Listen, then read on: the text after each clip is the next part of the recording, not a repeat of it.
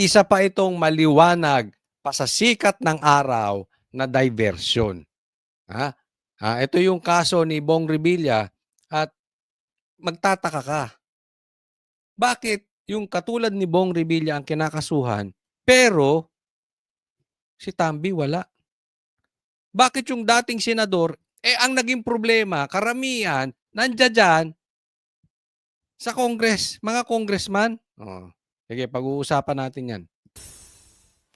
Sa pagdinig ng Senate Blue Ribbon Committee nitong Nobyembre, ikinuwento ni dating DPWH Undersecretary Roberto Bernardo na isa si dating Senador Bong Revilla sa mga kumubra umano sa mga proyekto ng DPWH. Si Bernardo nga... Eto si Bernardo, wala rin to. Alam mo, magtataka ka, bakit bigla na lang state witness? Di ba? Ganyan ang plano sa kanila. Tapos, ito ay nagsoli ng pera. Doon pa lang sa pagsoli mo ng pera, guilty ka na eh. Ibig sabihin, nagnakaw ka. Ang masama nito, ang isinoli niyang pera, barya.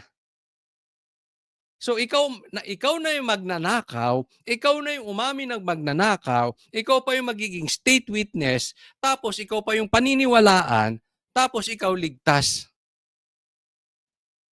Tapos, anong sense ng sinasabi nito? Ang itinuro niya si Bong Revilla lang, asa na si Tambaluslos, si Martin Romualdez. Ito po yung timing na timing tong pagkaso kay Bong Revilla eh.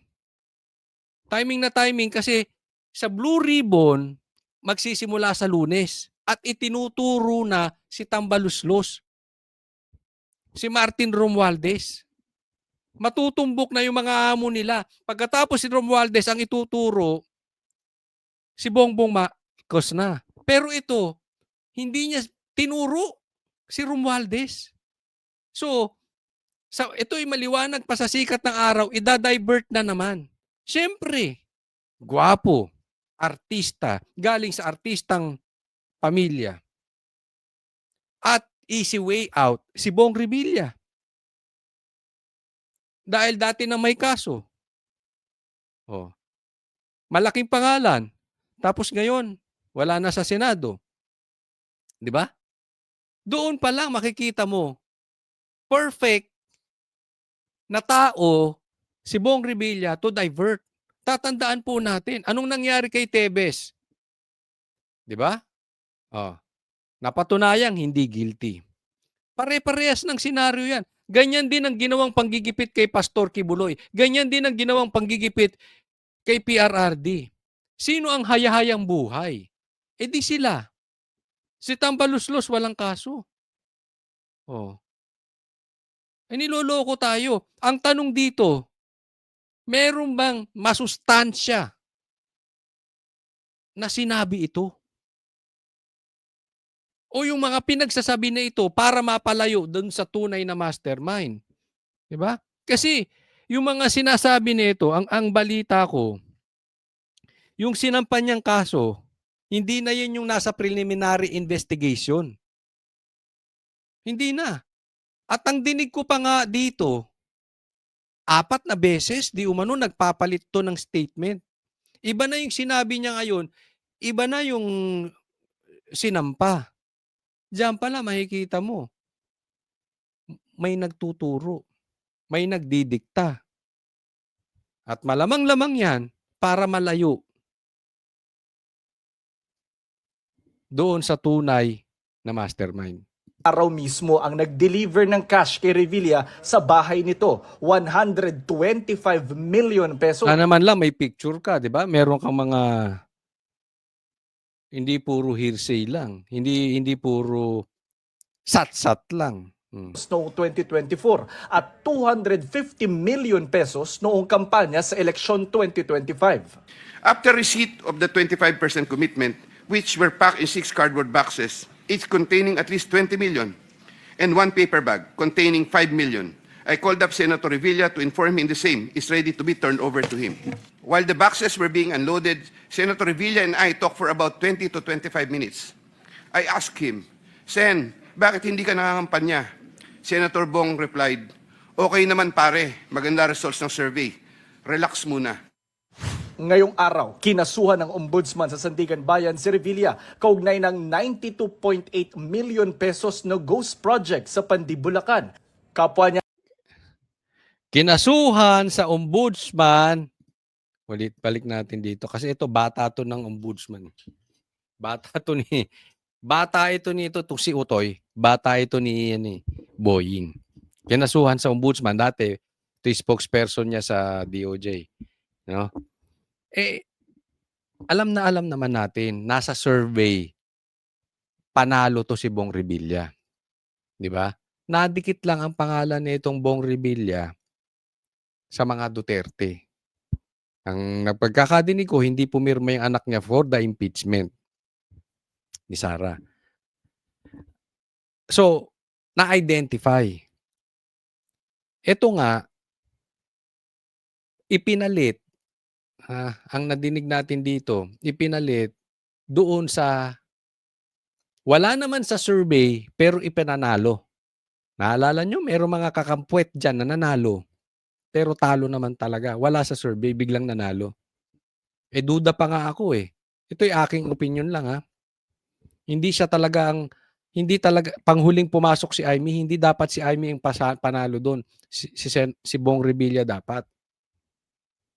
Siyempre, pinalit yung kapatid. Hindi nila inaasahan na tatraydo rin sila at magsasabi ng katotohanan si Amy. So, ang napag-initan si Boying, ang napag-initan si Bong Revilla, dinaya na, trinabaho na, di umano sa eleksyon, tapos kinasuhan pa. In short, alam naman natin kung gaano kagigil ang Rimulya sa Revilla. Ito ay may connection din sa Cavite. Hindi natin maiaalis po yun. Alam natin na kahit yung pagkakatalsik ni Torre ay may kamay doon si John Vic. Ito rin. Ito sa akin lang Dahil hindi talaga mananalo ang Rimulya sa Revilla dyan sa Cavite. So, ano yan? Trinabaho to si Bong Revilla. Kaya nga sa akin, huwag tayong papayag sa kahit na pamaraan para i-divert ang issue. Ito trinay nila si Atong Ang. Pinaputok nila yung balita.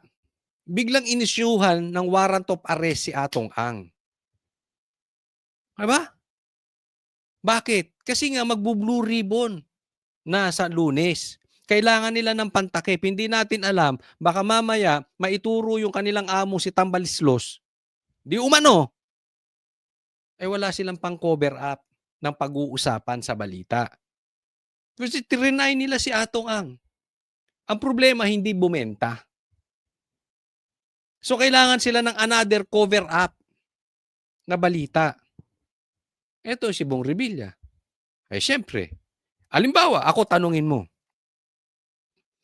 gusto kong pagtakpan yung mastermind. Pipiliin ko talaga yung mga sikat na senador at kung sikat na senador, lalong-lalo na kung artista. Kasi kahit hindi politically involved na tao, kilala yung artista. Diba?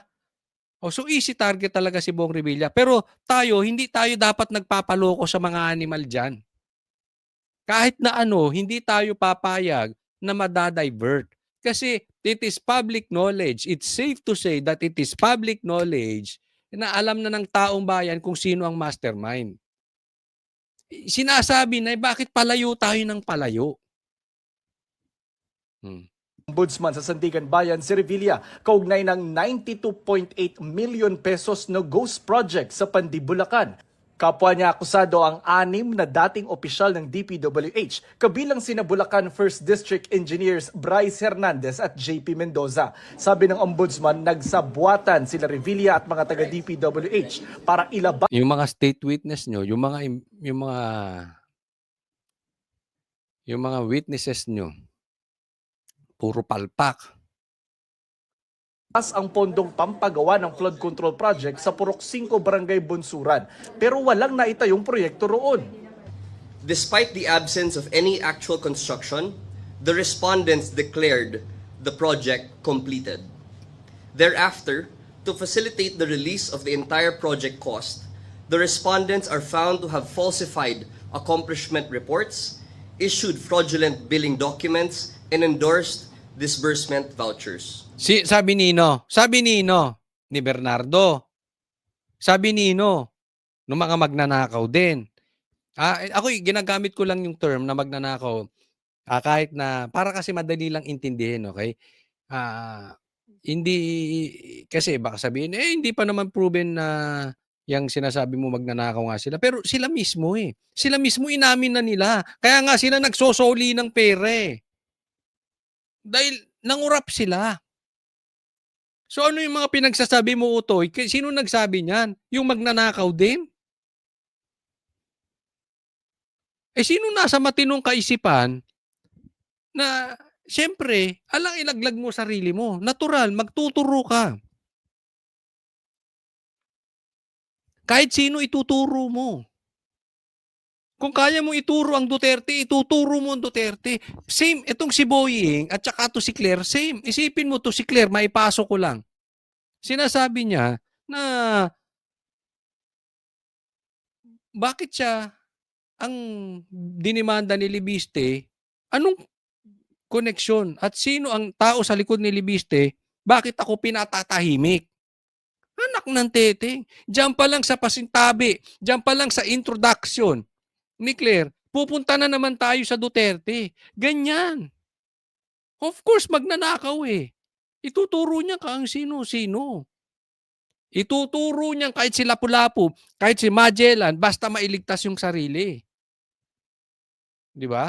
Ito, bigla ang naging state witness. Ang balita din dyan, di umano, magre-recant na yan ng sinabi. Di ba si Alcantara medyo nag-iiba na tono? Pag hindi siya ginawang state witness, i-recant niya yung mga sinabi niya. So, ginawang state witness, panindigan nyo na yan. Yan na yan, ituro niya. Tapos na tayo. Okay? Okay? Tambalos-los. Okay ka na dyan. Mark, safe. Di ba? Hiling ng ombudsman sa Sandigan Bayan, maglabas agad ng hold departure order at warrant of arrest laban sa mga akusado. For the case of malversation, the prosecution recommended no bail. That said, if and when warrants of arrest are issued by the court, the respondents will have to be detained pending trial. Bigat, no? Yan pa ang gusto nila, no bail. So, normal, yan ang pag-uusapan ng tao. Diba? Hahatiin, yan. Kasi nadidikit nga si Bong Revilla sa Duterte na, parang ganun.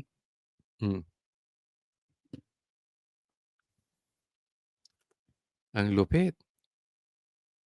Utoy, gigil na gigil yung amo mo sa Revilla. Sabagay, kung ganun ba naman ang itsura ko, magigigil talaga ako sa Revilla. Hindi ko nakayanin dun sa lugar ko, sa Cavite. Tapos ganun pa yung itsura ko. Talagang... Si Revilla na ang pinakamataas na opisyal na kinasuhan kaugnay ng anomalya sa flood control projects, kasunod ni na dating Congressman Zaldico at kontratistang si Sara Diskaya. At present, several cases are still ongoing preliminary investigation, while many... Yun yung sinabi siya ng pinakamataas na kinasuhan, si Bong Revilla. Di ba? Very convenient nga kasi gipit na si Bongbong Marcos, di ba? Hanggang ngayon, wala pang nakakasuhang mataas na tao. Sabi niya merong hindi magme-Merry Christmas. Sinabi niya na merong maraming makukulong. Pero ang nakulong lang di si Diskaya. So, para mapatunayan din ni Bongbong Marcos na merong makukulong na mataas na tao, ang pinaka-safe dyan, si Bong Revilla, hindi na senador Tapos, meron pang political rivalry. Hitting two birds in one stone. Ang Revilla at Remulla. Kaya this is very, very obvious na atake. Kaya lang, hindi rin effective. Bakit? Hindi yan ang gusto ng taong bayan para managot. Hindi. Hindi yan ang tinitingnan nilang mastermind. More remain under active and continuing fact-finding. This sends and should send a clear message. Those who misuse public funds will be held accountable under the law. Sinusubukan pa namin kunan ng pahayag si Revilla pero nauna niyang itinanggi ang mga paratang. Jonathan Andal Ay, nako. Diversion to the max tayong kalalabasan. Nakita nyo yung ginawa kay Lebiste, ginigipit? Same. Same yan. Panggigipit din yan. Magkaiba lang kasi hawak ni yung ebidensya. Ito naman si Bong Revilla. Convenient para gipitin. Next topic po tayo. Ito, pag-usapan naman natin itong gaganaping Blue Ribbon investigation. Or Pink Ribbon. Kasi ito, minanipulan na nito ni di umano ni Pinky Lacson. So, pag-usapan natin. Pirmado na ni Senate President Tito Soto III ang 12 subpoena para sa pagdinig ng Senate Blue Ribbon Committee hearing sa Lunes. Una sa listahan si dating DPWH Secretary Manuel Bonoan. Yan. So, ngayon yung pagsasalitain, wala na. Hanggang ngayon, di nyo mapauwi. Bakit nyo kasi pinaalis? Alam nyo namang ang pinakamalaking, kahit ba sabihin natin wala pang kaso, dapat yan, ginawa nyo agad ng paraan. Anong klase kasi kayo dyan? Di ba? Ngayon yung isa sa uuwi ba yan? Alam naman natin ang isa sa pinaka nagamit ay ang DPWH. Tapos pinaalis nyo si Bonoan. Tapos isasabihin na nyo, ano yan? Pakitang tao na naman. Nakasalukuyan pang nasa Amerika matapos samahan umano ang kanyang misis na magpapagamot doon. Ano kaya nangyari sa misis nito? Baka malala na. Nagpapagamot lang, hindi na umuwi. Baka hindi naman misis ang kasama mo, kaya nagtagal ka doon. Ay, ako'y nagtatanong lang.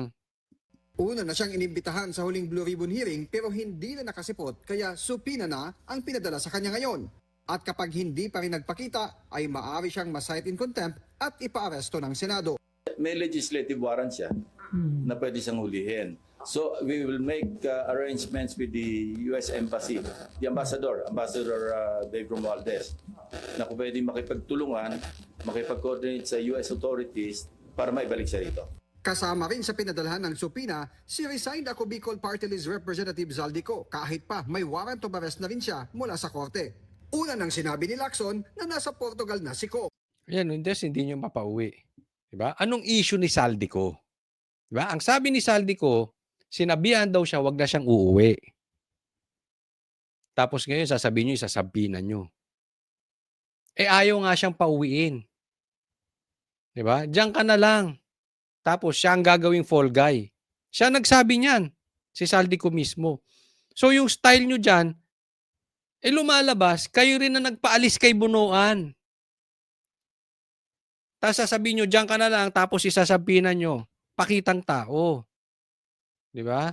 Bukod sa dalawa, pinadalhan na rin ng supina sina DepEd Undersecretary Traigi Bulaybar, negosyanteng si Menard Ngu, Carlin Yap Villa na aide ni dating senador at ngayon Makati Mayor Nancy Binay, at Mimaropa DPWH Regional Director Engineer Gerald Pacanan. Ganon din sina Engineer RJ Dumasig na kabilang sa tinaguriang Bulacan Group of Contractors o BGC Boys.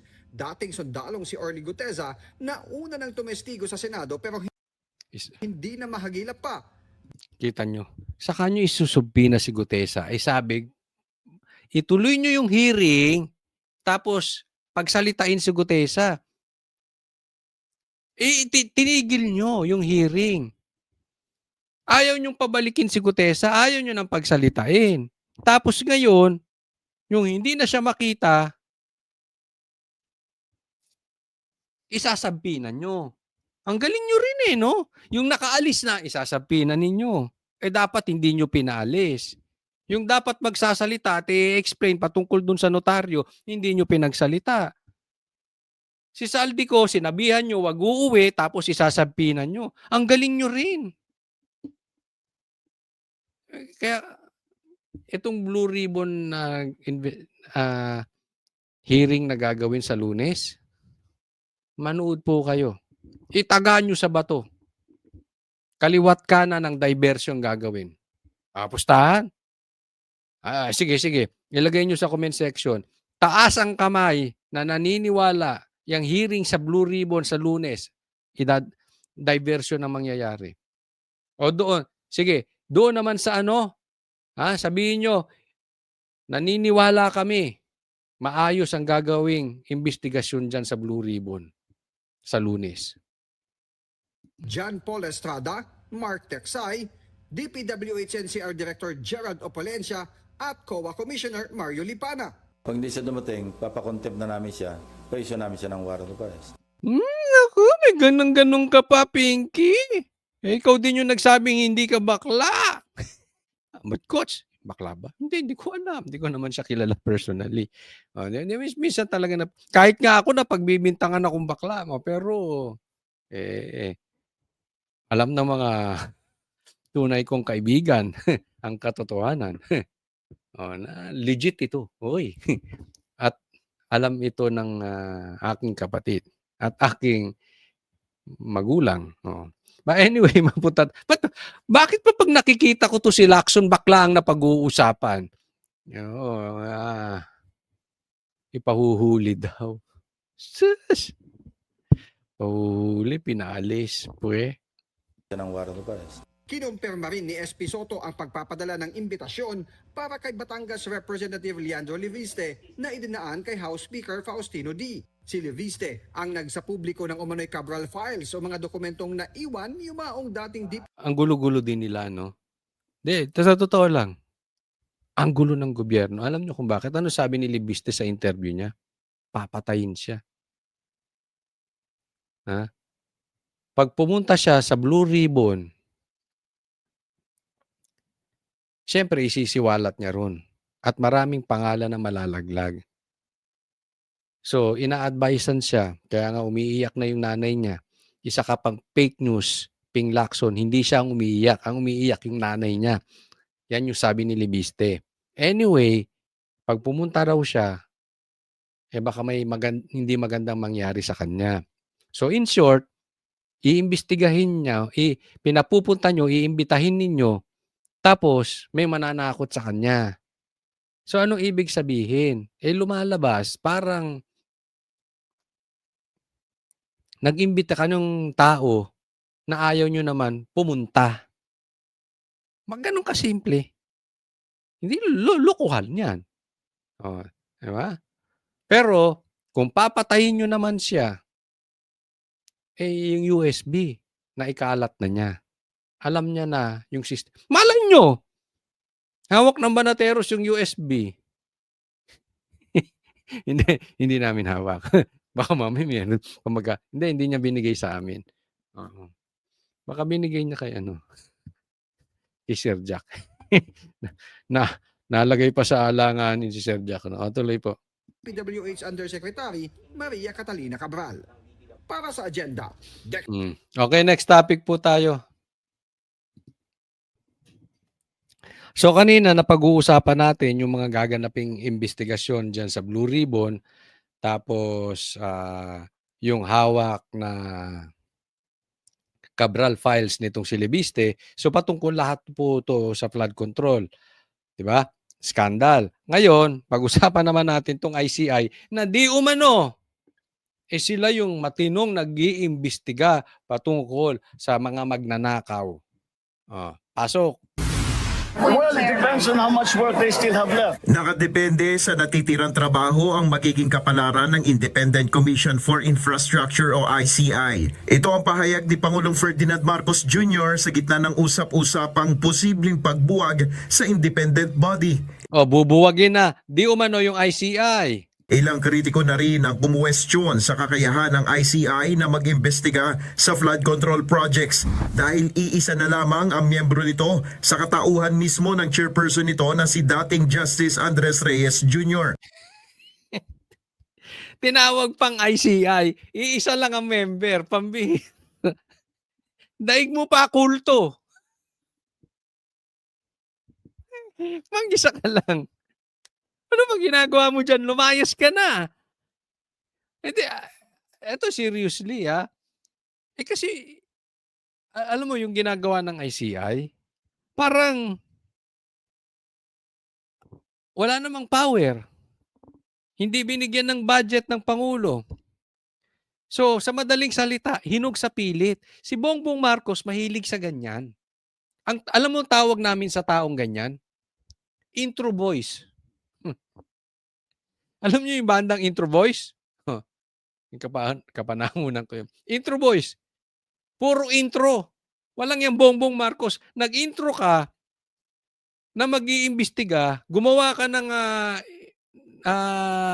taga-imbestiga, pero ngayon, iisa na lang. Tapos, bubuwagin mo na, wala pang na-accomplish. Anak ng teteng. Hindi ba kakahiya yan? Bongbong, you have no leadership. Diyan pa lang kita na. Ang hilig mong magsimula ng hindi mo kayang tapusin. Huwag mong gagawin yan. It's too big. It's too big. The problem is too big. Ha? Huwag kang magsisimula ng hindi mo kayang tapusin. Pambihira. Delikado yung ganyang gawain. Ayon kay Pangulong Marcos, posibleng maglabas siya ng desisyon sa magiging estado ng Independent Commission for Infrastructure sa oras na matapos ang trabaho nito, partikular na ang pag-iimbestiga sa flood control projects anomaly. Matapos na yung trabaho nila, we will see what they can do next. But they really are coming to the end. Lahat ng kailangan imbestigahan na nila. Maybe there are one or two other loose ends that they have to clear up. So sabi, patapos na sila. No? At kung naimbestigahan na nila yung mga dapat maimbestigahan, meron na lang siguro silang isa o dalawa na hindi pa nila na naayos at pagdudugtong-dugtongin na lang. Ang tanga!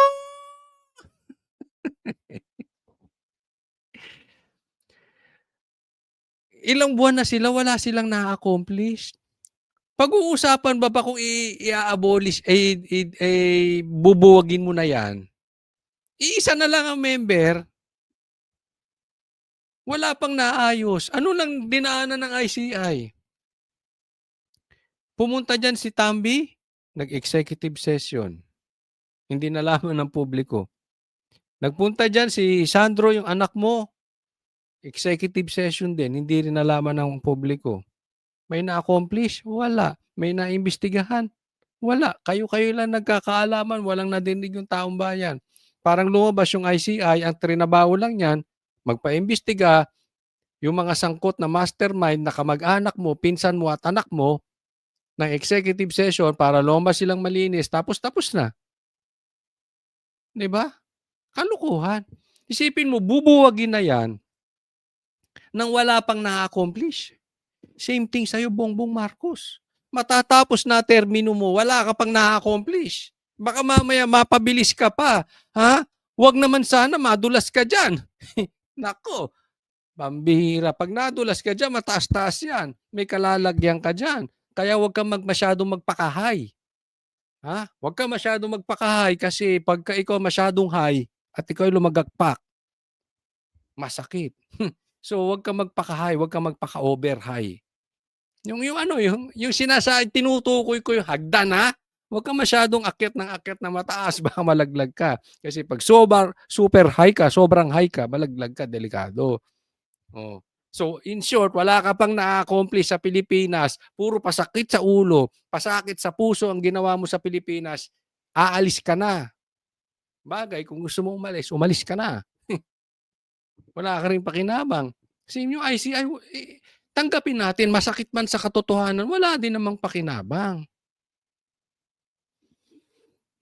Wala pa ring desisyon si Pangulong Marcos kung magtatalaga ng kapalit ni na dating Commissioners Rogelio Singson at Rosana Fajardo na mga Sino gustong pumalit? Kahit ako, hindi ako papalit dyan. Maiimbestigahan mo, tapos didiktahan nyo ako. Tapos walang budget. Utang. May utang pa raw itong mga to, di ba? 40,000 kay Mayor Magalong, isipin mo yung panggagastos ko sa investigasyon galing pa sa bulsa ko. Pambihira niyan. Nagbitiw sa pwesto. Ayon sa Pangulo, kung natapos na niya ang trabaho ng ICI, dapat nakatutok na ang lahat sa magiging aksyon ng Department of Justice. Huwag mong sabihin bubuwagin mo pag natapos na ang trabaho ng ICI. Kasi hindi mo na bubuwagin yan forever. Walang matatapos na trabaho ICI. Buwagin mo na. Kasi wala ring silbi. Huwag yung bubuwagin mo pag, pag natapos ang trabaho. At Office of the Ombudsman sa mga isinasangkot sa anomalya. That we haven't really decided on that yet. Depends again, it all depends on the work that ICI still has in front of it.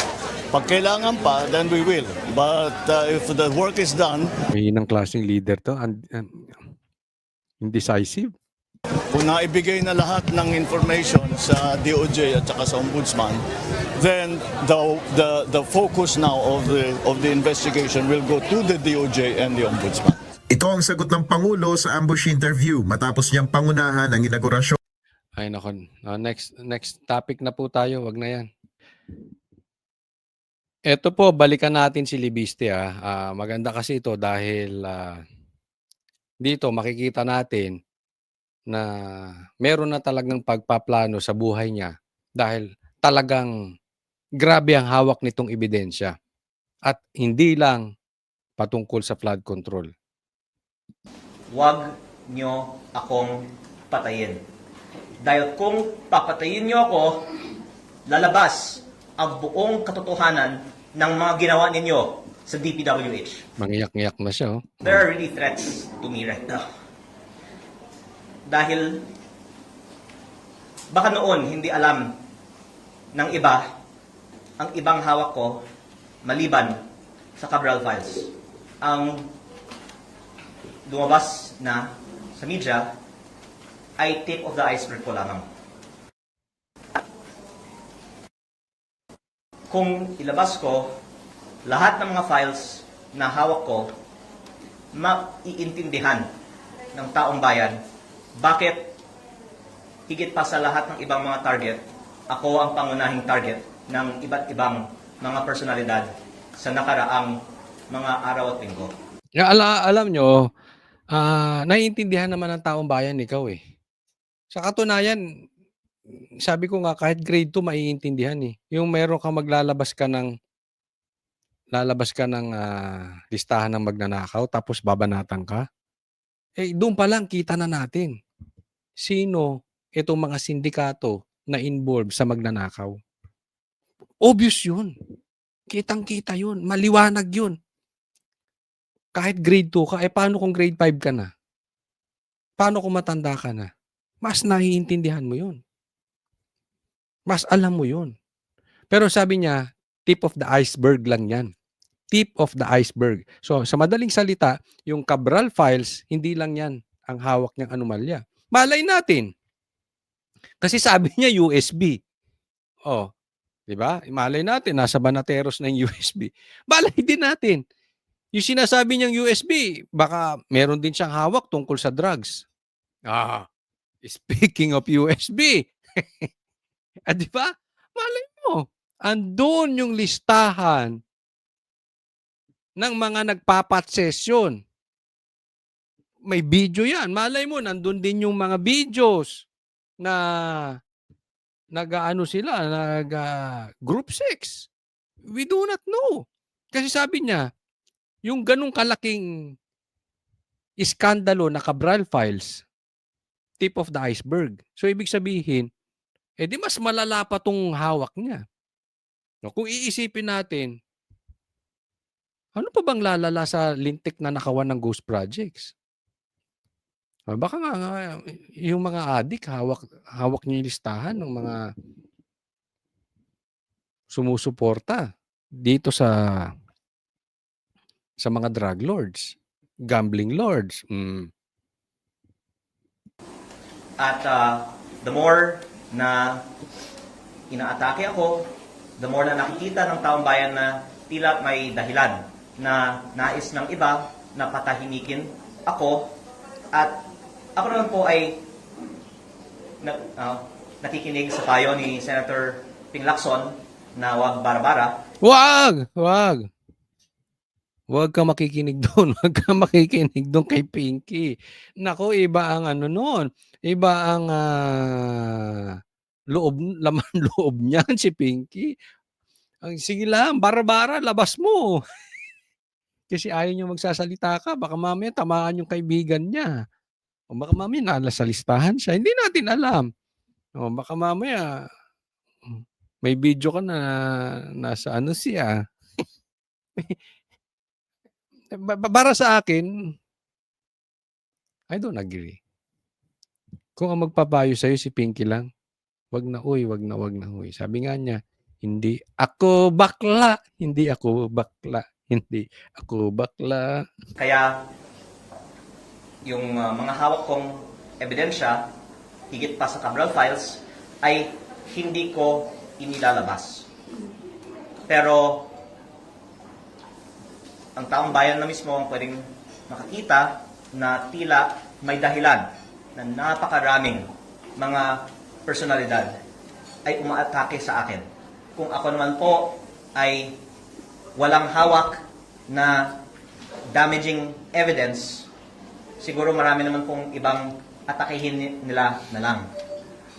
O No, 'di ba? Ganun lang 'yun eh. If you're nobody, 'di ba? Eto mailihis ko lang ng konti ang sitwasyon. 'Di ba? Anong reliyon ang talagang inaatake ngayon? 'Di ba sa Nigeria inaatake ang mga Christians. Ito maihantulan, hintulan, maiko-compare, maiko-compare natin na kung wala naman talagang saysay yung hawak ni Lebiste, ba't siya pag-iinitan, 'di ba? Do'n pa lang kitang-kita mo na eh. Eh, yung sinabi etong sinabi niya na hawak niya Cabral Files, nailagay sa liwanag ang taong bayan. Alam mo yung merong nagtatago sa dilim na liwanagan? Kita mo agad sino yung magnanakaw, 'di ba? Nung sinabi niya na hawak niya Cabral Files, kita mo na sino yung magnanakaw or protector ng magnanakaw kasi nagsilabasan. Kasi kung hindi matindi yung hawak mo, walang kwenta. Wala yung kwenta, hindi ka papansinin. Bahala ka kumuda ka ng kumuda diyan. Hindi ka namin, 'di ba? Si Claire nga binablog siya 2 times a day. maraming ibang mga talakayan nila na lang. Pero ang dahilan na ang daming mga umaatake sa akin ay sa kadahilanan na ang hawak kong ebidensya ay higit pa sa Cabral Files at kung ilalabas ko ito, malaki ang magiging consequences nito para sa ating bansa at dahil sila po ay nagmamonitor sa ating press con ngayon, ako po ay sumusunod sa payo ni Senator Ping Lacson na wag bara-bara. Basta wag nyo akong patayin. Dahil kung papatayin nyo ako, lalabas ang buong katotohanan ng mga ginawa ninyo sa DPWH. Ako gusto ko lumabas din pati yung mga adik. Baka naman may listahan ka diyan, pakisabi mo baka may video ka diyan ng nagchumochongke o kumo-cocaine baka naman labas natin dito, paki-share mo lang ha. Yan ang inaantay rin ng taong bayan 'di ba? Kasi isa sa pahirap sa Pilipinas 'yan. 'Di ba? Yung drugs. Ito po ako patuloy nating suportahan 'to si Lebiste. I think so far hindi natin alam kung balang araw magbabago 'to kasi bata pa So hindi pa siya nasasayaran ng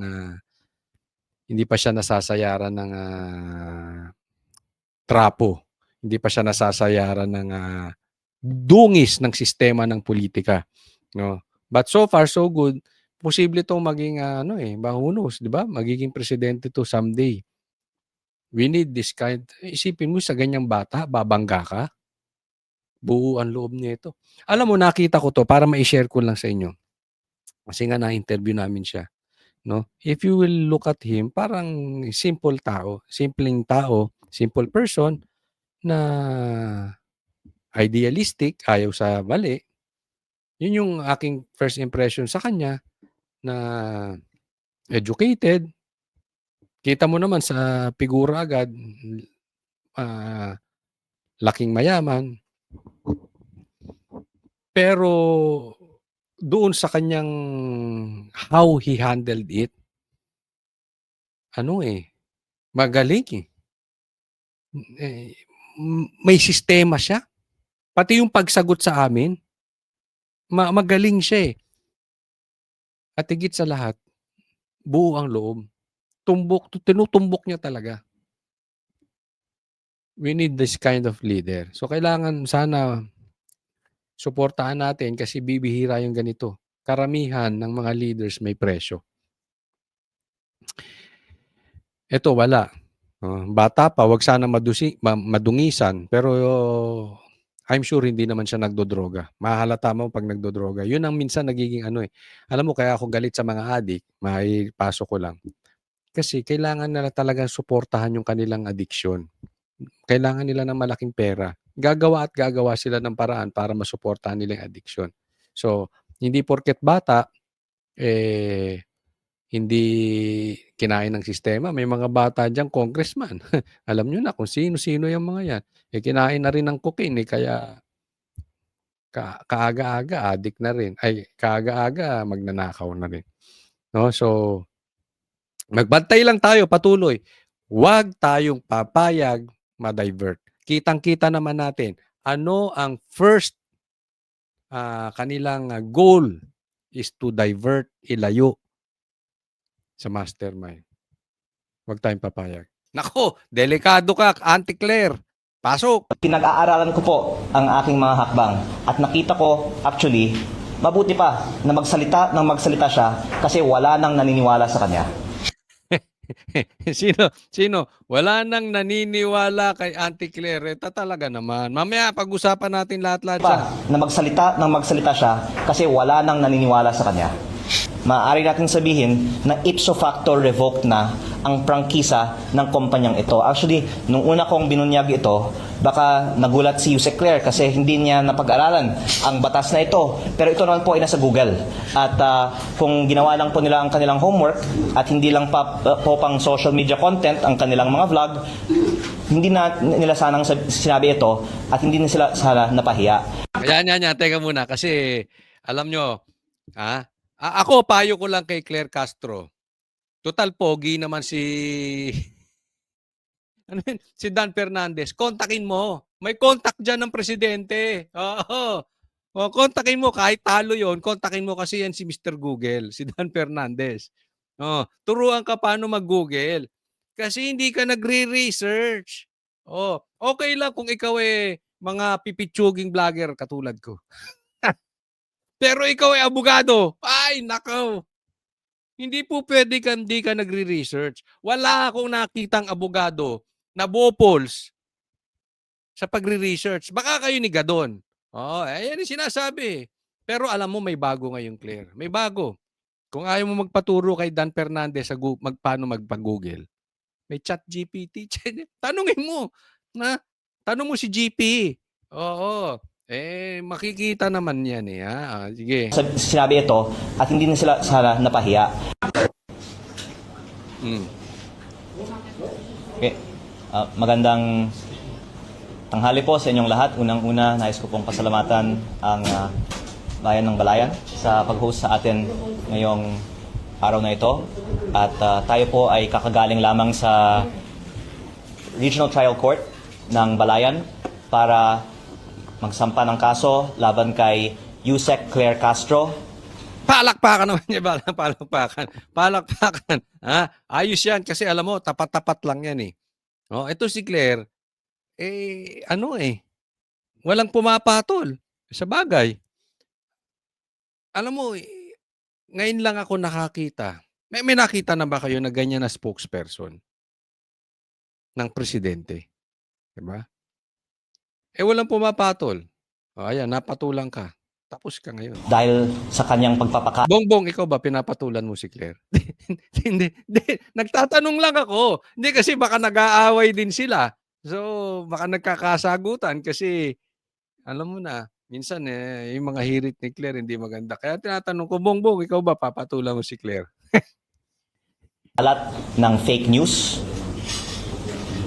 Tayo po ay nagsampa sa tulong po ni Attorney Topacio. Yan, siya nagsabi niyan, Claire, ikaw fake news.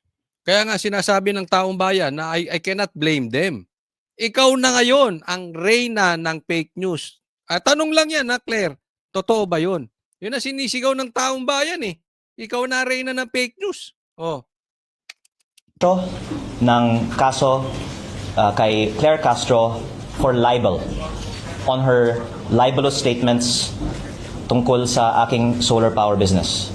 Uulitin ko lang po, nagsampa po ako ng libel case kay Yusek Claire Castro para sa 110 million pesos in damages plus attorney's fees. Ito po ay civil case at hindi criminal case dahil hindi ko naman po nais na masaktan si Yusek Claire Castro. Nais ko lang pong depensahan ang pangalan ko. Yan, tama ka dyan. Wag mong sasaktan si Claire. Ha? Wag mong sasaktan si Claire. Baka idemanda ka ng grave threat. Ha? Mamaya, buti maganda sinabi mo na hindi mo siya sasaktan kasi mamaya iba na naman ang interpretasyon. Ewan ko, medyo iba mag-interpret yung abogado na yan. No, sabihin, grave threat yan. Isipin mo, appendix mo lang ang walang latay, grave threat. Abogada yan, ha? Hindi yan yung pinabili ng suka sa kanto. Abogada. Spokesperson pag ganun mag-interpret. Oh. Appendix mo lang ang walang latay, grave threat. Oh, ayan. Pero ang tanong, saan ka kukuha ng 110 million? Sa bagay, hingi ka kay Bongbong o baka hingi ka kay Lisa. Total, to the max naman ang pagtatanggol mo sa kanila. Kaya lang, sana hindi ka rin iwan. Alam mo naman ng pamilyang Marcos, user-friendly. Dahil sa kanyang pagpapakalat ng fake news tungkol sa akin. Nais ko din pong Ulit-ulitin mo pa, Leviste, fake news, fake news, fake news, fake news. Fake news peddler. Claire Castro, siya may sabi nun, ha? linawin na hindi po natin kalaban ang administrasyon at si Yusek Claire Castro lang po ang ating kinasuhan. Pero ayon po sa advice ng ating lawyer, si Attorney Topacio, si Yusek Claire Castro ay pwedeng kasuhan din ng cyber libel. Kasuhan mo na. Kasuhan na. Pero ang isa pang tanong dyan, kung magtagumpay ito, saan ka kukuha ng 110 million? Malalaman natin kung iiwanan kanyang amo mo.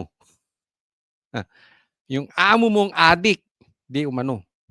O criminal case, pero dahil ayaw natin masaktan si Yusek Claire Castro, 110 million pesos in damages na lang po ang sinampahan po natin sa kanya at ayaw natin siyang makulong pa.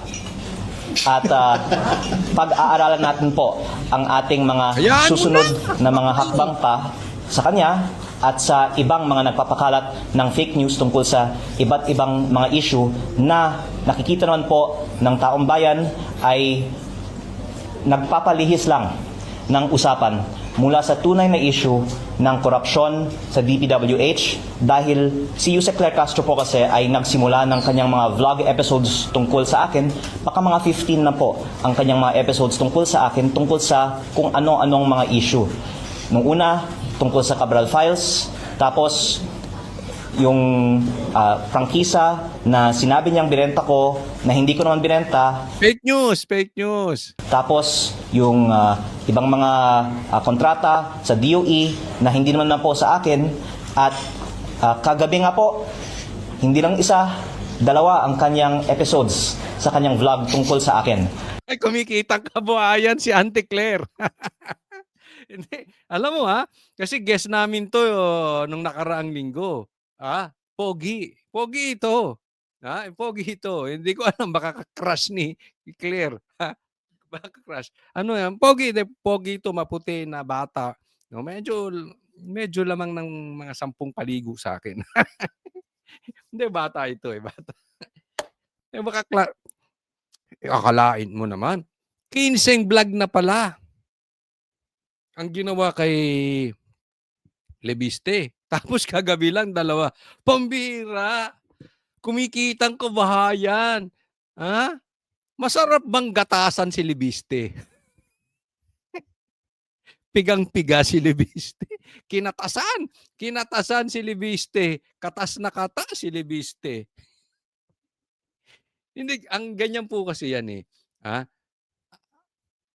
Pag pinapanood ng taong bayan, siyempre si Lebiste, gusto na binabanata ni Claire, yan ang laging ibablog ni, ano. Pero ngayon lang naman ako nakakita ng USEC, spokesperson ng presidente, nagbablog ng isang congressman 2 times a day. Ang lupit mo! Ha? Ano ka? Fame whore? I mean, gusto mo lang talaga ng atensyon o kapos na kapos ka na sa pera? Kasi alam mo, para sa akin, although wala naman to sa batas, pero sana kahihiyan na lang. Spokesperson ka, magbablog ka pa. Ang lupit mo, Teo. Hindi, kasi kailangan yon. Alam mo, kahit sabihin natin na, yung sinasabi ko ngayon ay salita ko. Pag ako nagsasalita as spokesperson, pag ako'y nandyan, ay yan po ay salita ng presidente. Pwedeng ganun. Pero hindi, hindi po pwede. Hindi mo maaalis na yung mga sinasabi mo ay salita din ng presidente. Hindi ko nga alam kung ganyan talaga katanga yung mag-asawang Bongbong Marcos at Lisa na hinahayaan kang spokesperson, nagbablog ka pa. Or, gusto talaga nila. Dahil, alam nyo si Bongbong, wala talagang accomplishments yan eh. Wala talagang magandang nagawa yan. At puro kapalpakan ang nangyayari sa kanyang administrasyon. So ang gusto niyan, baragan ng baragan ng baragan ng baragan. Kasi kung mag-uusap tayo, kung mag-uusap ang mga vloggers, kung mag-uusap ang mga media, kung mag-uusap ang mga politiko patungkol sa kanilang nagagawa, basag na basag sila. Pero kung baragan lang tayo ng baragan, baragan lang tayo ng baragan, yaan. May pumupuntos pa sa kanila. Naintindihan? Kaya siguro ako sa tingin ko, posibleng gusto nung mag-asawang Marcos, mag-vlog ka rin. Kasi sino ba naman sabihin mo, itigil mo na yan. Spokesperson ka eh. Nagbablog ka pa. Anong dating neto? Kasi importante po itong maintindihan natin. Yung binabanat-banatan mo si Lebiste, whether sabihin mo yan ay opinion mo at hindi opinion ng presidente, yan po ay nangangahulugan na umiiwas kayo sa investigasyon sa mga masterminds diyan sa flood control scandal. Dahil hawak niya. Hawak niyang ebidensya kung sino ang mga magnanakaw. Pasimplihin na natin.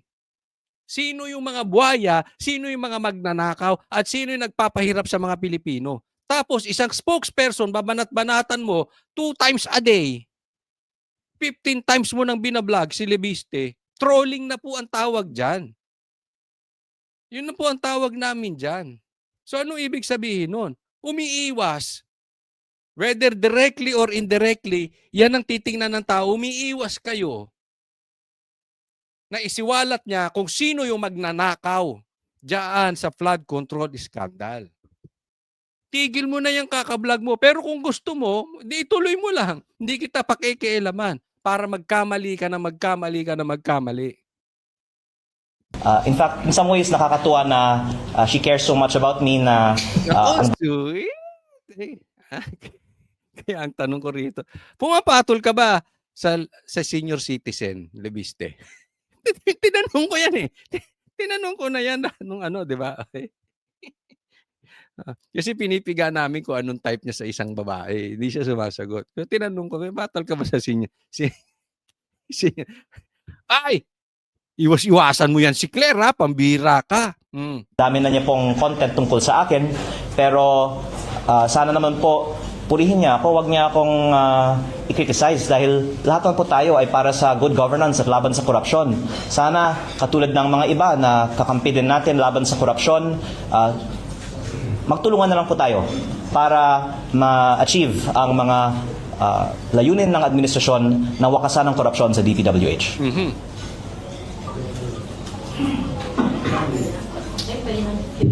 Oh, pwede na po. Talkback. Talkback na daw sabi ng ano eh. Gen Alpha eh. Okay, Congressman, Gary Pacifico po sa 102.3 FM, ito po sa Batangas. So, ito po bang mga parang fishing expedition sa pag-uungkat ng mga issue laban sa iyo? Sa palagay mo po ba, Congressman Leandro, ito po ba ay hinggil doon sa mga expose, doon sa mga Cabral files, like Cabral files na iyong isiniwalat sa publiko? At saan patungo itong mga nangyayaring ito?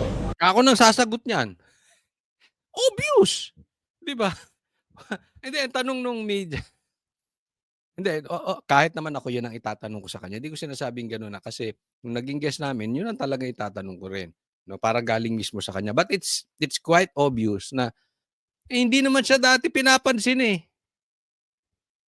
Ngayon, bigla siya pinapansin dahil hawak niya yung listahan ng mga magnanakaw. Na yun na lang ang tawagin natin para madaling intindihin. Ang taong bayan na po ang pwedeng maghusga na nung lumabas lang yung Cabral files, doon nagsimula yung mga matitinding atake nila laban sa akin. Exactly. At si Yusek Claire Castro ang pinaka high profile na example nito dahil sa dami nga niya po ng mga vlog episodes tungkol sa akin matapos lamang kong nabanggit na ako po ay in possession ng mga Cabral files. At ang isang dahilan actually na hindi ko naman sinusubukan na kausapin sila pa na wag na nilang tamaan ako ay nakikita naman ng publiko na hindi totoo ang sinasabi nila at ito po ay diversion lang sa totoong issue. At hindi po ako ang nadidiscredit nila. Dinidiscredit nila ang sarili nila.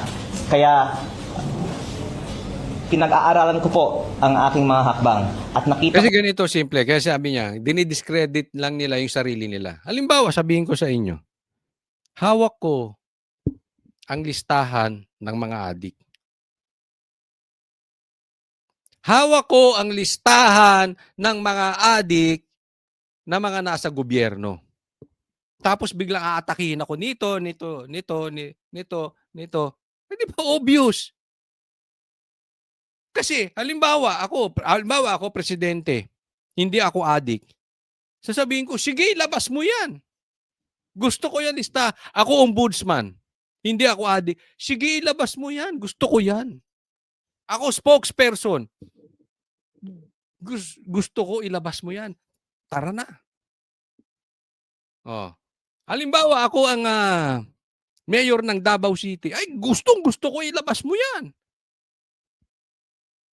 Eh, matatakot ka lang naman doon sa listahan niya kung adik ka. Yun eh, halimbawa. Ito kung ikaw lang naman nagnakaw o isa sa kaibigan mo ang nagnakaw or pinoprotektahan mo yung kaibigan mong nagnakaw, talagang babanatan mo yan si ano. Obvious eh, di ba? Silibiste. actually, mabuti pa na magsalita siya kasi wala nang naniniwala sa kanya. Ayan, ito, paliwanag ko lang maiksian. Alam nyo sa katotohanan,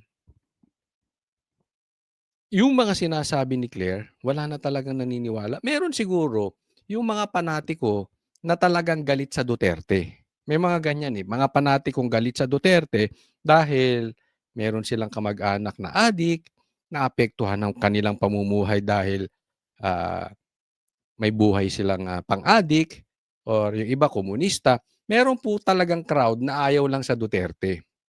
So, yan lang yung mga naniniwala. Pero alam nyo yung salita ni Claire is the same as yung salita ni Bongbong Marcos. Yung mga promises ni Bongbong Marcos at salita ni Claire, wala nang naniniwala.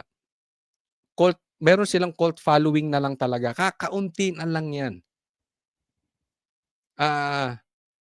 Dahil lang, syempre, ito yung mga kakampuet, and at the same time na ayaw makaupo o makabalik sa pwesto ang Duterte. Kaya sabi niya, magsalita na lang magsalita yan dahil walang naniniwala eh. Diba? Nakakarinig kayo ng mga pangako ni Bongbong Marcos. The more na nakakatawa. Alam mo, minsan, hindi po ako naging vlogger or naging sinakyan niya mga vlogs nitong si FLM. Alam niyo yung vlogger na yon. Tapos maraming vlogger kumita ron dahil sinakyan nila na sinakyan niya. Hindi yun ang issue ko. Ang issue ko dito is yung nakakatuwa na lang panuurin. Yung parang nagmumukha kasing tanga. Alam mo naman na yung pineflex niyang yaman ay hindi totoo. Same thing dito sa kila Claire at saka kay Marcos. Alam mo yung pinapangako nila wala. Kaya lang entertaining lang na parang feel nilang katotohanan yung sinasabi pero wala namang talagang naniniwala na. Nag-release na po ng UCC si Yusek Claire Castro and this is the exact quote. Inamin ni Kong Leviste na he is not the owner of Solar para sa Bayan anymore, which has the franchise because he has already divested his shares. He himself is the source. What's your take on this? Ang unang kong sagot ko po kay Yusek Claire Castro, sumagot na lang si Yusek Claire Castro sa korte dahil may kaso na po kami. At ang direkta ko naman pagsagot para sa kaalaman ng publiko. Alam mo, Leviste, Congressman Leviste, hindi yan lang sasagot sa korte. Ano yan eh? Kayo na magbigay ng pangalan. Si Claire Castro ay blank. Lagay nyo sa comment. Ay, wag nyo kakalimutan na mag-like sa vlog ko, tsaka ito, like nyo, tsaka subscribe. Ilagay nyo dyan. Si Claire ay blank. Lagi niyang gusto na may attention sa kanya. So, syempre, pag sa korte, walang attention eh. So, gusto niya yung attention. Sasagot at sasagot yan. Ko ay, ang pahayag po kasi niya ay binenta ko ang kumpanyang may prangkisa sa Meralco kaya nagkapera ako daw dahil sa prangkisa. At hindi ko po binenta ang kumpanya na may prangkisa. Ang kumpanyang binenta ko ay ibang kumpanya na ang main asset nito ay lupa sa Nueva Ecija. In fact, pinapasalamatan ko po si Pangulong Bongbong Marcos na siya po ang naging guest of honor sa groundbreaking ng proyekto ng kumpanya na itinatag ko. Ito po ang nagpasok ng pinakamalaking foreign investment sa buong Pilipinas sa taong 2025 at sa ngayon ay nag-employ ng mahigit 10,000 ng ating mga kababayan sa Nueva Ecija. Kaya hindi din po totoo na hindi po ako nagde-deliver sa aking mga kontrata. Binenta ko po ang aking kumpanya at yung may-ari ng aking kumpanya, majority stake ngayon, ay nagpapatakbo ng aking kumpanya at matagumpay po ito kasi ito nga po ay pinupuri ng administrasyon. Baka pati si Yusek Claire Castro, pinuri na niya po. Paliwanag natin mabuti. Kasi, ang datingan nito, parang tanga lang. Itong mga mayayaman na ito, hindi po ito katulad natin na meron pagka nagkapera tayo, magnenegosyo tayong maliit dito, di ba? Marami pong negosyo. Okay? Merong prangkisa, meron yung walang prangkisa. Ang ibinenta niya, yung walang prangkisa. Kaya nag-fake news si Claire. Kasi ang sinabi niya, ang binenta niya ay yung may prangkisa at pinagkakitaan yung prangkisa ng binigay sa kanya ng gobyerno. In the first place, walang pera ng gobyerno doon. Dahil ito, sadyang mayayaman ito. Hindi nakuha sa kurakot. So, ang dami nilang issue. Pero, to cut the long story short, ang binenta niya sa Nueva Ecija na walang connection sa kuryente, walang connection sa power, walang connection sa solar, dahil about sa lupa. Nagigets? Ang masama nito, pumutak ng pumutak, si Boying. Pinick up. Pinick up ni Claire. Di siya ngayon ang na-fake news. Ang inirereklamo ni Claire, mamaya pag-uusapan natin. No? Pero, kukunin din natin yung side ni Claire, mamaya lang. Pero kasi, dapat, hindi lang pick up ng pick up. Dapat nagre-research din. Di ba? Lalong-lalo na, spokesperson ka ng presidente, abogada ka.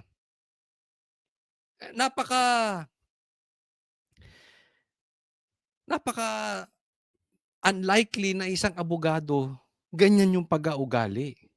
Ang proyekto ng kumpanya na binenta ko. Kaya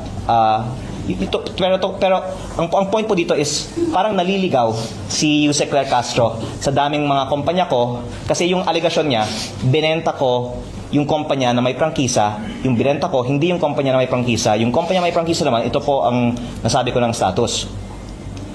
Ito po ay inaprubahan sa 2019. At may dalawa pong probisyon ang prangkisa. Una, para mag-operate, kailangan ng implementing rules and regulations. Pwede pong tignan ang batas na ito mismo. At ang DOE po ang dapat maglabas nito at walang inilabas na IRR ang DOE. Pangalawa, ang franchise na nakalagay naman na kung hindi mag-ooperate for 2 years, ito po ay ipso facto revoked. Ano, attorney, ang ibig sabihin ng ipso facto revoked? By its very fact, automatically. Okay. So, tumigil po ang operation ng kumpanya sa 2022 dahil hindi pa nabigyan siya ng mga permits to operate. Kaya, within 2 years of that, maaari natin sabihin na ipso facto revoked na ang prangkisa ng kumpanyang ito. Actually, nung una kong binunyag ito, baka nagulat si Yusek Claire kasi hindi niya napag-aralan ang batas na ito. Pero ito naman po ay nasa Google. At kung ginawa lang po nila ang kanilang homework at hindi lang po pang social media content ang kanilang mga vlog, hindi na nila sanang sinabi ito at hindi na sila sana napahiya. Yan. Papaliwanag natin mabuti. Pangalawang fake news. Kasi ang sinasabi dito, papasimplihin ko, no, kasi medyo legal terms yung mga ginamit. Ang pinapaliwanag niya dito, merong prangkisa na na-applyan noong 2019. Pero itong DOE dapat ay a-approvean yung IRR. Okay? Pero hindi na-approvean yung IRR at hindi tumakbo yung kumpanya, automatically, yun ang paliwanag yan yung sinabi ni Attorney Topacio, automatically, wala na. So, ibig sabihin, in short, in 2021, since hindi na tumakbo yung prangkisa, hindi nakapag-release ng DOE ng IRR, canceled na. Nakukuha po natin. So, nag-fake news si Boying dito. Kasi si Boying ang una nagpalabas nito eh. So, meron na tayong hari at reyna ng fake news. Kayo ang bagay, hindi si Libiste. Bagay si Boying tsaka sino mag-agree sa akin na ang mas bagay si Boying tsaka si Claire Castro? Hindi, kasi yun eh. So, yung isang abogado na naturingang ombudsman na hindi nagre-research, na sabi ni Libiste ay pwede namang i-google, hindi nag-google. Ngayon may chat GPT, hindi pa nag-chat GPT. Ganyan ang mga abogado natin ngayon. Hindi nagre-research, ombudsman pa. So, nagpakalat ng fake news. Ito namang isang ungas din, na abogado rin. Pinick up yung fake news ng isa pang abogado. Anong nangyayari sa mga abogado natin? Congratulations nga pala, ha? Yung mga abogadong pumasa ngayon. Parang awa nyo na, wag nyo nang gayahin yung mga abogado na mga nakikita nyo sa politiko ngayon. Parang hindi na gumagamit ng utak, hindi na nagre-research. Kayo na ang pag-asa ng taong bayan. Ha? Isang ka nakakita ng ombudsman, papakalat ng fake news, di umano. Tapos pipick upin pa ng abogado. Abogado na spokesperson, yung fake news. Ang bira.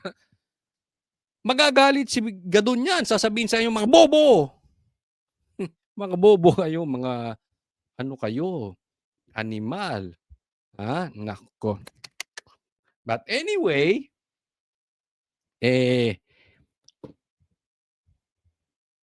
yan ang istorya niyan. Kaya nga sinasabi natin, sige lang, ituloy nyo. Kasi nakikita naman ng tao ang kapalpakan ninyo.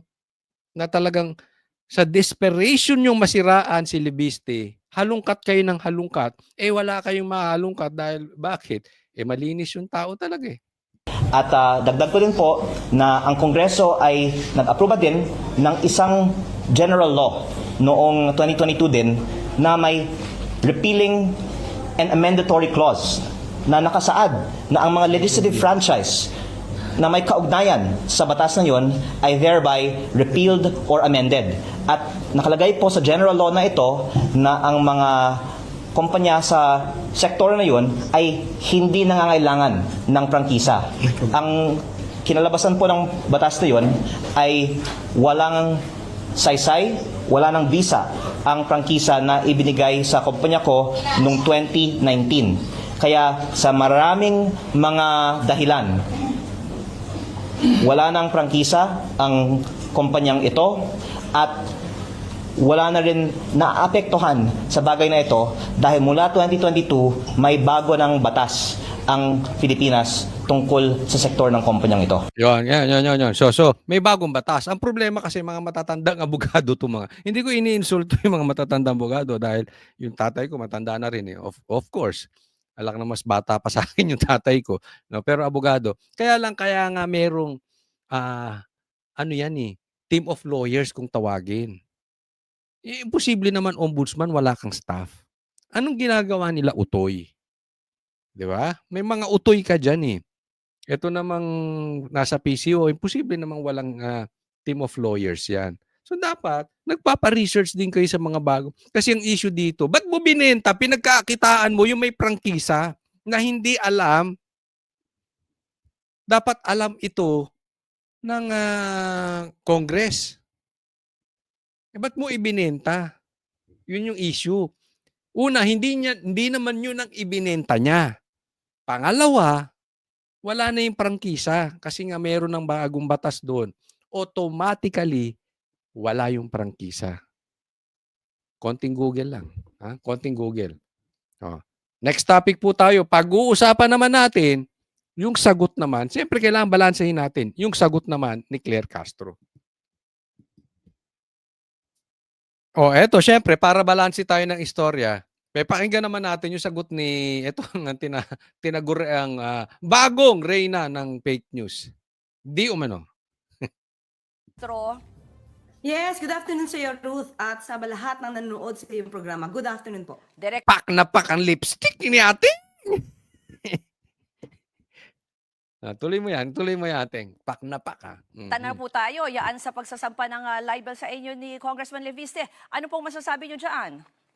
Actually, Ruth, hindi ko pa natatanggap kung yung complaint, so hindi ko alam yung mga allegations. So, sasagot lang ako doon sa mga nadidinig kong sinasabi niya. According to him, kaya siya nag-file sa akin dahil sa sinabi ko daw na nagbenta siya ng kumpanya na may prangkisa. Tama? At naitanong din to sa isang programa, sa isang interview, na hindi galing sa akin ang nasabing balita ko, hindi mismo kay Ombudsman. Sa Ombudsman. Pero hindi nga niya daw sasampahan ng kaso ang Ombudsman. Mas pinili niya akong sampahan. Kahit ako yung hindi yung source. Well, anyway, kung yun lang naman ang issue, Ruth, kasi yun lang yung nababanggit niya, siguro mas maganda, unang-una, meron naman kasi talaga siyang issue sa DOE. Ayan, ito issue niyan, okay? Doon muna tayo. Kasi nga, yung ang sinampa niyang kaso, yung fake news ni Claire, pero ang tinutukoy ni Claire, yung fake news naman niya ay na-pick up lang niya at nagkomentaryo lang siya doon sa fake news ni Boying. Bakit siya ang pinag-initan? Yan ang punto ni Claire. Mamaya i-explain ko bakit ikaw ang pinag-initan.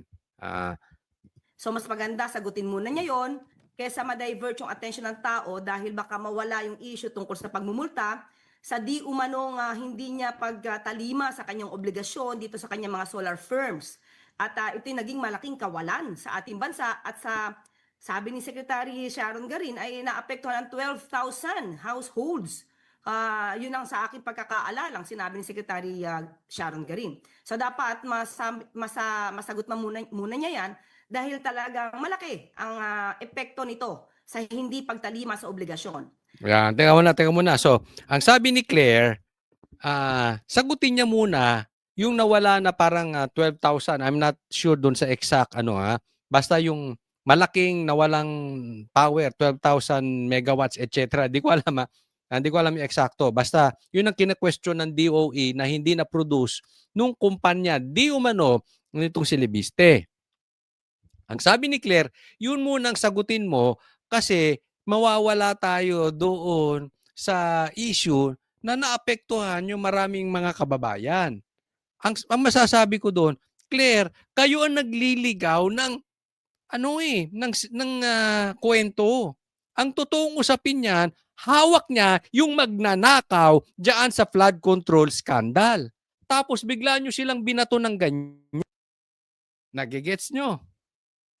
Nung bigla nyong binato, nung dinimanda ka, ang sasabihin mo sa kanya, siya ang nagda-divert. Huwag mong i-divert yung issue, Leviste. Parang ganun ang sinasabi ni... Huwag mong i-divert, sagutin mo. Nagigets nyo po? Sagutin nyo yung tungkol dyan sa DOE. Baligtad, kayo ang nagda-divert.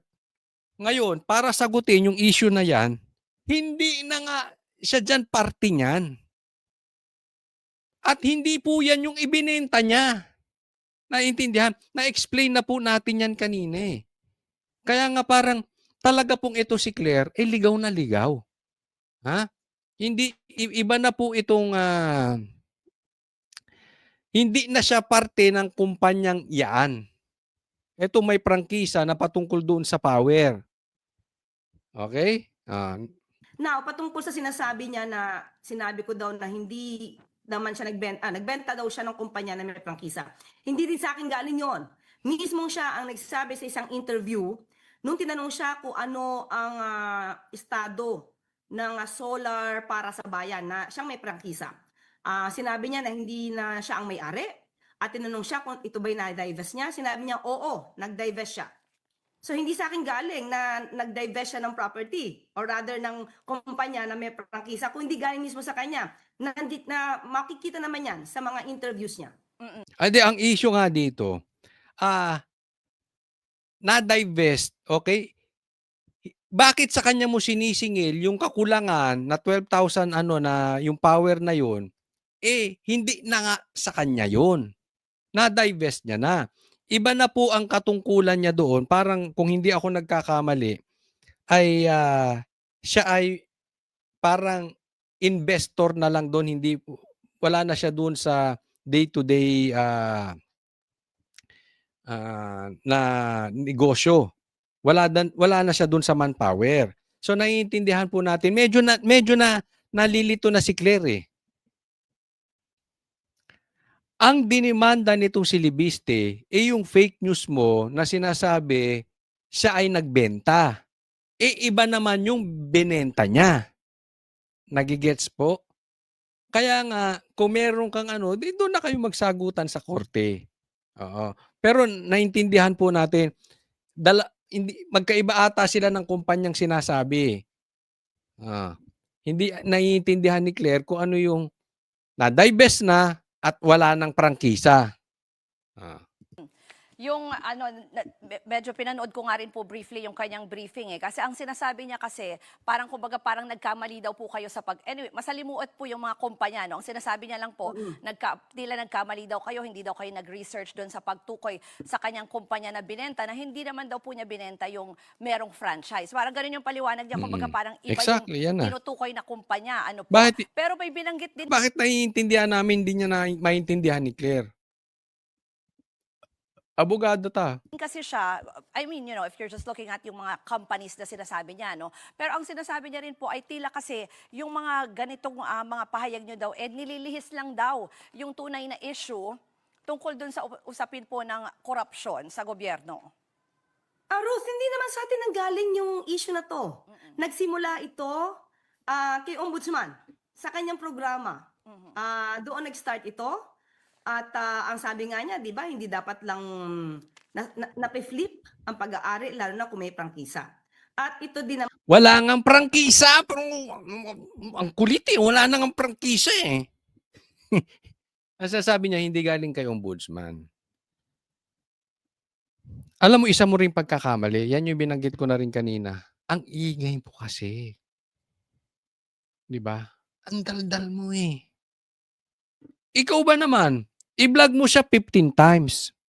I-vlog mo siya 2 times a day. Eh talagang, kung ako yun, at ganyan karami pera ko, at meron ako mga abogadong de Campanilla, talagang demanda kita. Lalo na yung sinasabi mo fake news. Kasi hindi naman siya nagbenta nung may prangkisa. Yung sinasabi, hindi ka mag-research eh. ay nanggaling din sa security. Tinotroll mo kasi. Ang tawag nga namin dyan, trolling. Araw-arawin. Hindi lang araw-araw. 2 times. Pambihira. Secretary of Energy. Hindi po sa ito galing. So hindi maaaring sabihin na iniiwas lang yung politika or iniiwas lang yung totoong issue. Iba ang issue sa flood control projects, iba ang issue dito sa kumpanya na may prangkisa na hindi daw niya natupad. Hindi niya natupad ang kanyang obligasyon. Wala na nga prangkisa. Kulang ka ba sa ano? Hindi ka ba nabigyan ni Bongbong Marcos? Hindi ka ata na-supplyan ni Bongbong. Anyway, alam mo kahit anong sabihin nyo na hindi nyo dinadivert. Si Bongbong Marcos nga, nagpasalamat pa sa kanya.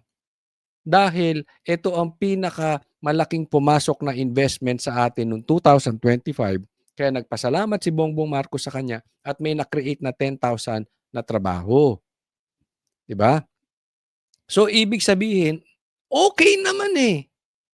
Until sinabi niya, hawak ko yung listahan ng mga magnanakaw na buhaya. Doon kayo nag-react lahat. Alam mo, kahit sabihin mo yan sa grade 2, mahahalata kayo. Pumuyok kayong lahat. At muli, sabi niya hindi siya nagbenta ng kanyang kumpanya ng prangkisa. Mas maganda dito, Ruth. Lahat, iniimbitahan ko na. Tignan niyo po yung kopya sa SEC nitong solar para sa bayan. Makikita natin dyan kung talagang hindi siya nag-divest. But anyway, inamin naman niya, nag-divest siya. Sinabi niya sa isang interview. Yung sinasabi nyo nga kasi hindi kayo yung source no, tungkol dito sa mga usapin, tungkol dito sa mga solar energy companies ni Congressman Leviste. Bakit po kaya kayo yung kinasuhan? Ano? Bakit po kaya kayo yung pinuntirya? Anong tingin nyo dyan? Hindi, inamin niya kanina sa interview niya rin. Ang sabi niya, hindi niya na makakasuhan si Ombudsman dahil daw kaibigan ng nanay niya at ginagalang niya. So does it mean ba na dahil hindi ako kaibigan ng nanay niya at hindi niya ako ginagalang, ako yung pipiliin niya? Ang tanong, Claire, kagalang-galang ka ba? Seriously. Kasi ang sabi niya si Boying, ang dapat kinasuhan din at hindi lang siya. Okay? May punto eh. Ako sa tingin ko dapat i-demanda niya rin si Boying. No? Pero diskarte niya yan eh. Hindi naman ako nagbabayad ng abogado. So, hindi ko siya pwedeng questionin. No? Kung ayaw niya i-demanda si Boying dahil kaibigan ng nanay niya, ang tanong ko sa iyo, Claire, may kaibigan ka ba? Hindi kasi baka yung ugali mong ganyan, wala ka talagang kaibigan. Kasi ang nangyari sa'yo, parang kinuha ka ni Bongbong Marcos, yun na lang ang tingin mo sa sarili mo, ang taas na. So hindi mo na kailangan makipagkaibigan. Dahil kaibigan mo na yung presidente, kayo-kayo na lang, o di sige. Diba? Kaya hindi ka naman niya kaibigan, di so be it. Pangalawa, ito matindi. Dahil nire-respeto niya si Boying ng nanay niya. Yan ang tanong ko sa iyo, Claire. Karespe-respeto ba yung ginagawa mo? Bilang spokesperson, abogada, mag-vlog ka ba naman? 2 times a day, 15 times mo na daw, di umano siya binablog. Di ba? Yung ba yung respeto? Dapat ano ka rin, hindi ka rin turo ng turo sa iba. Tinitingnan mo rin, teka muna, assume responsibility. Meron ba rin akong fault dito? Bakit ba hindi ako nire-respeto? Baka may mali rin akong ginagawa. Tanong mo rin sa sarili mo. So, sinisingle out niya ako. So, parang ako yung ayaw niyang pagsalitain. Well, in the first place, sabi ko nga, Ruth, lahat ng aking na-content, base naman din sa news. At nagre-react lang tayo at ina-explain ko sa mga viewers natin yung legal implication nito. Ako nauunawaan ko siya kasi ako ganyan din ginagawa ko. Pero, kung ako naman maging spokesperson ng presidente, ititigil ko na yung vlog. Pambira naman, ating. Di ba? Ngayon, gaya na sabi ko, ulitin ko, ako sa tingin ko dapat dinimanda niya rin si Boying eh. Di ba? So yun ang side ko. But of course, I cannot blame Congressman Libiste. Kaya lang, may mali ka rin. Dapat aminin mo yun. Bilang spokesperson, kawani ng gobyerno, opisyal ng gobyerno, abogado, dapat nagre-research ka bago ka nagbablog. Hindi nga kapatawad-patawad sa mga katulad naming ordinaryong vlogger. Ikaw pang may posisyon. Mas lalo na. Diba? Hindi ko sinasabing magaling tayo. Hindi po yun ang punto. But sa posisyon mo, in the first place, hindi ka na nga dapat nagbablog eh. Pagka may prangkisa ka, paano mo binenta, at kung kailan ka may conflict of interest. Kasi lumalabas dito, siya pa ay parte ng SPNEC. And I believe, hindi tayo magkakamali dyan, ang SPNEC ay also still engaging, no? And transacting with the government. So, ang tanong dyan, may conflict of interest ba siya being a congressman and still owns 18% dun sa SPNEC? No, I mean, it is a legal question. Maraming salamat po. Huwag pong kakalimutan. I-like po itong video na ito. At sa mga hindi pa po natin subscriber, sana po mag-subscribe po kayo. God bless everyone.